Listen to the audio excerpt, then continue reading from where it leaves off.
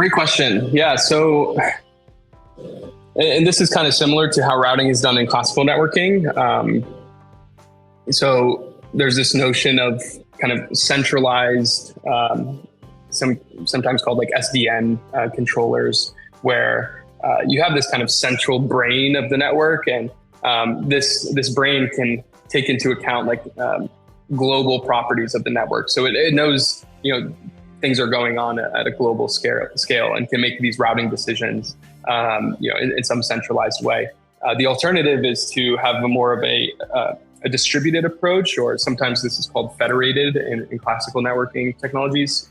So the idea here is that you can distribute certain workloads across different controllers that are responsible for managing their part of the network, right? And so this kind of hierarchy of controllers and this federated distributed approach would involve like communication between these distributed controllers and in conjunction with maybe some kind of global entity. So different ways of doing this. A lot of these functions and computations, as I mentioned before, they can be done on CPUs, or if you want to run some complex algorithm on a GPU, then by all means go ahead and do that.